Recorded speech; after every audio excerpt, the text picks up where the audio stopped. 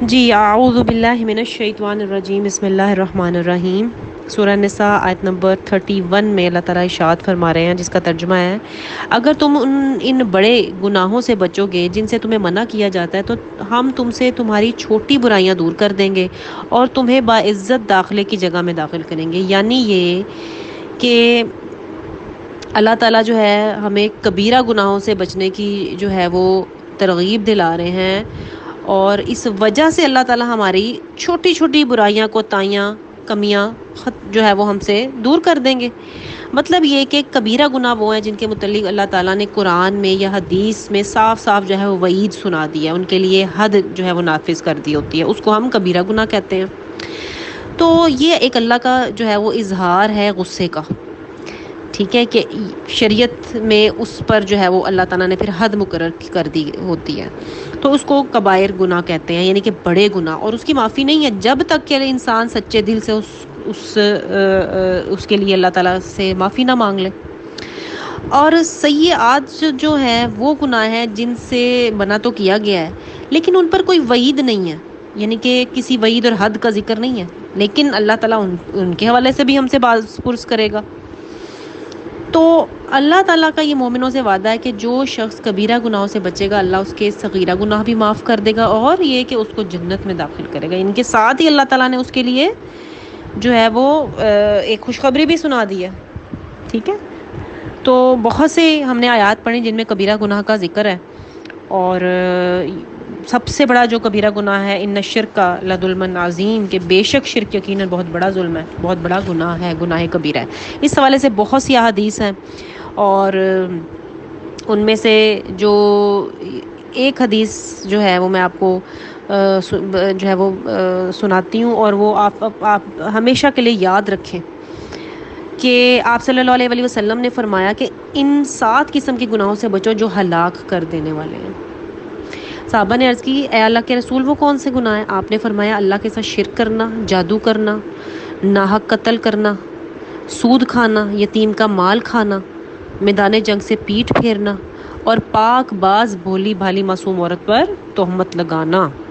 یعنی کہ یہ کبائر گناہ کا آپ نے ذکر کیا، تو اور سختی سے ان سے بچنے کا بھی حکم دیا، اور اسی سے ہی جو ہے وہ ریلیٹڈ کافی احادیث ہیں جس میں مختلف اللہ تعالیٰ نے کیٹیگریز بتا دی ہیں، لیکن یہ جو کیٹیگری بتائی ہے یہ ان میں تقریباً ساری آ جاتی ہیں، ٹھیک ہے۔ پھر آیت نمبر 32 میں اللہ تعالیٰ ارشاد فرمایا: اور اس چیز کی تمنا نہ کرو جس میں اللہ نے تم میں سے بعض کو بعض پر فضیلت دی ہے، مردوں کے لیے اس میں سے ایک حصہ ہے جو انہوں نے محنت سے کمایا، اور عورتوں کے لیے اس میں سے ایک حصہ ہے جو انہوں نے محنت سے کمایا، اور اللہ سے اس کے فضل میں سے حصہ مانگو، بے شک اللہ ہمیشہ سے ہر چیز کو خوب جاننے والا ہے۔ یعنی کہ اللہ تعالیٰ کے اس فرمان کا یہ مطلب ہے کہ اللہ تعالیٰ جو ہے وہ مردوں کو اللہ تعالیٰ نے جو جسمانی قوت اور طاقت اور ایک حکمت اور ارادہ، یعنی کہ ایک قوت فیصلہ جو ہے وہ عطا کیا ہے، اور یعنی اسی کی وجہ سے وہ جو ہے وہ بہت کام کرتے ہیں، اللہ کے راستے میں جہاد کرتے ہیں، دیگر بیرونی معاملات کو طے کرتے ہیں، جو ہے ان کی روٹین، کیونکہ قوام بھی اللہ تعالیٰ نے اسی لیے مرد کو کہا ہے، اس کے سر پہ بہت ساری ذمہ داری ہیں، تو یہ ان کے لیے اللہ کا ایک خاص عطیہ ہے، ٹھیک ہے۔ اس کو دیکھتے ہوئے جو ہے وہ عورتوں کو جو ہے اللہ تعالیٰ نے اور طرح سے بنایا ہے، عورت کو نازک بنایا ہے، اور عورت اس طرح کام نہیں کر سکتی جس طرح مرد کام کر سکتے ہیں۔ عورت کے اندر وہ طاقت، جسمانی قوت اور ہر طرح کا قوت فیصلہ اور کافی چیزیں جو ہیں وہ مردوں کی نسبت جو ہے وہ اور طرح سے جو ہے وہ پائی جاتی ہیں۔ وہ اپنے چونکہ اللہ تعالیٰ نے اس کو بنایا اس قسم کا ہے کہ وہ تھوڑی اور طرح سے اپنے معاملات کو طے کر سکتی ہے، یعنی کہ جس طرح مرد کر سکتے ہیں اس طرح عورت کے لیے جو ہے وہ کچھ مشکلات پیدا ہو جاتی ہیں، ٹھیک ہے۔ تو اب اللہ تعالیٰ یہ کہہ رہے ہیں کہ اسی وجہ سے، کیونکہ ذمہ داری سخت ہے آدمی کی، تو اللہ تعالیٰ یہاں پر یہ کہہ رہے ہیں کہ عورتوں کو اس وجہ سے ایسی آرزو نہیں کرنی چاہیے، ٹھیک ہے۔ لیکن یہ ہے کہ اللہ کی اطاعت اور اللہ کے راستے میں نیکیاں کرنے میں جو ہے وہ برابر ہے مرد کے، وہ خوب حصہ لے سکتی ہے، خوب جو ہے وہ معاملات پورے کر سکتی ہے، یعنی کہ دین کو سیکھنے سکھانے میں، ٹھیک ہے۔ تو اللہ تعالیٰ کہہ رہے ہیں کہ جو بھی وہ کچھ کرے گی اس کو اس کا پورا پورا حصہ ملے گا، پورا پورا ان کو صلہ ملے گا۔ تو بات یہ کہ اس کے شان نزول میں جو ہے وہ ایک حدیث ہمیں ملتی ہے کہ ام سلمہ نے جو ہے وہ رضی اللہ تعالیٰ عنہما جو ہیں، انہوں نے آپ صلی اللہ علیہ وسلم سے عرض کی کہ اے اللہ کے رسول، مرد تو جہاد کرتے ہیں اور ہم عورتیں جہاد نہیں کر سکتی، اسی طرح میراث میں بھی، وراثت میں بھی ہمارا جو ہے وہ حصہ آدھا ہے۔ تو ایسے انہوں نے کچھ اظہار کیا، تو اس کے جواب میں یہ والی آیت نازل ہوئی کہ یہ بات نہیں ہے، ظاہری بات ہے اللہ تعالیٰ نے جو بھی معاملات کیے ہیں وہ پر حکمت ہیں اور مرد اور عورتوں کے حق میں ہیں، ان کے لیے آسانیوں کی وجہ ہے۔ تو یہی چیز ہے کہ جو انسان کو اللہ کا ہمیشہ فضل کا سوال کرتے رہنا چاہیے اور ایسی آرزویں نہیں کرنی چاہیے جو کہ اس کے حق میں نہیں ہیں یا اللہ تعالیٰ نے اس کے لیے جو ہے وہ نہیں رکھی، ٹھیک ہے۔ یعنی کہ اس ہر فیصلے میں اللہ کے انسان کے لیے حکمتیں چھپی ہیں اور جو ہم نہیں سمجھ سکتے، بعض دفعہ ایسا ہوتا ہے۔ تو عورت مرد میں کے درمیان جو ہے صلاحیت اور قوت کا ایک فرق ہے جو کہ قدرت کا ایک فیصلہ ہے، اٹل فیصلہ ہے۔ تو یہ ایک صرف آرزو کرنے سے تو تبدیل نہیں ہو سکتا کیونکہ اس میں اللہ کی مشیت اور حکمتیں چھپی ہوئی ہیں۔ تو اس لیے ہمیشہ اللہ تعالیٰ سے اس کا فضل مانگنا چاہیے اور اللہ کے راستے میں جو ہے وہ ہمیشہ کوششیں کرتے رہنا چاہیے، کیونکہ اللہ تعالیٰ کبھی بھی جو ہے وہ ناانصافی نہیں کریں گے۔ عورتوں اور مردوں کو ان کے حساب سے جو وہ کریں گے ان کو اتنا ہی جو ہے وہ اجر و صلہ ملے گا، ٹھیک ہے۔ اور اس آیت سے ہمیں یہ بھی پتہ چلتا ہے کہ ہمیں یہ نہیں کہنا چاہیے کہ اچھا کاش یہ ہوتا یا کاش وہ ہو جاتا، وہ مجھے چیز مل جاتی اور ایسے نہ ہوتا ویسے نہ ہوتا، یعنی کہ تقدیر پر جو ہے وہ راضی ہونا چاہیے، راضی رہنا چاہیے۔ جو بھی ہمیں ملا ہے وہ ہمیں اللہ کی طرف سے ملا ہے، وہ اللہ کی رضا سے ملا ہے، ٹھیک ہے۔ پھر آیت نمبر 33 میں اللہ تعالیٰ ارشاد فرما رہے ہیں وَلِكُلِّ جَعَلْنَا مَوَالِيَ مِمَّا تَرَكَ الْوَالِدَانِ وَالْأَقْرَبُونَ وَالَّذِينَ عَقَدَتْ أَيْمَانُكُمْ فَآتُوهُمْ نَصِيبَهُمْ إِنَّ اللَّهَ كَانَ عَلَى كُلِّ شَيْءٍ شَهِيدًا۔ اور ہم نے اس میں جو والدین اور زیادہ قرابت والے چھوڑ جائیں ہر ایک کے وارث مقرر کر دیے ہیں، اور جن لوگوں نے تمہارے عہد و پیمان نے باندھ رکھا ہے انہیں ان کا حصہ دو، بے شک اللہ ہمیشہ سے ہر چیز پر حاضر ہے۔ یعنی کہ اس آیت کے پہلے حصے میں اللہ تعالیٰ نے یہ چیز بتائی ہے کہ مرد ہو یا عورت ہر ایک کے ورثاء اور رشتہ دار ہوتے ہیں جو اس کے مرنے کے بعد اس کے وارث بنتے ہیں۔ پھر آیت کے دوسرے حصے میں یعنی کہ والذین عقدت ایمانکم فآتوہم نصیبہم کا مطلب یہ ہے کہ تم نے جو معاہدہ کسی کے ساتھ طے کیا ہے، کوئی حلف لیا ہے، تو اس کو اس کا حصہ جو ہے وہ دو۔ تو اسی حوالے سے ایک حدیث آتی ہے، سیدنا عبداللہ بن عباس بیان کرتے ہیں کہ یہ اس وقت کی بات ہے جب مہاجرین مدینہ آئے تھے اور رسول اللہ صلی اللہ علیہ وسلم نے مہاجرین اور انصار میں بھائی چارہ قائم کر دیا تھا۔ انصاری کا وارث اس کا رشتہ دار کے بجائے مہاجر ہوتا تھا۔ پھر جب یہ آیت نازل ہوئی وَلِكُلِّ جَعَلْنَا مَوَالِيَ، تو وہ وارث یعنی کہ وہ وراثت جو مہاجرین اور انصار کے درمیان قائم کر دی گئی تھی، یہ بات جو ہے وہ منسوخ ہو گئی، یہ یعنی کہ یہ حکم منسوخ ہو گیا، ٹھیک ہے۔ تو پھر ابن عباس نے فرمایا کہ والذین عقدت ایمانکم فآتوہم نصیبہم، اور جن لوگوں کو تمہارے عہد و پیمان نے باندھ رکھا ہے انہیں ان کا حصہ دو، یعنی کہ اس سے مراد یہ ہے کہ ان کو ہبہ کر دو۔ اب وراثت میں وہ ان کا حصہ نہیں رہا نا، اللہ تعالیٰ کا حکم آ گیا تھا قانون میراث کا، یعنی کہ اللہ تعالیٰ نے آیت میراث اتار دیں، تو اب تم ان کو جو ہے ایک نصیحت کی صورت میں، ایک ہبہ کی صورت میں جو ہے یا ان کو کسی فائدے کے لیے ان کو کچھ دے دو، ٹھیک ہے، کیونکہ میراث سے ان کا حصہ ختم ہو گیا ہے، لیکن جو انسان وصیت کرتا ہے 1/3 میں، اس میں سے کچھ نہ کچھ تم اس کو دے دو، کیونکہ تم نے اس سے عہد و پیمان کیا تھا، اب اس کو تم نے پورا تو کرنا ہے، کیونکہ اسلام میں انسان جو عہد کرتا ہے، وعدہ کرتا ہے، اس کو پورا کرنا لازم و ملزوم ہے، کیونکہ عہد و پیمان کے بارے میں ضرور پوچھا جائے گا، ٹھیک ہے۔ اور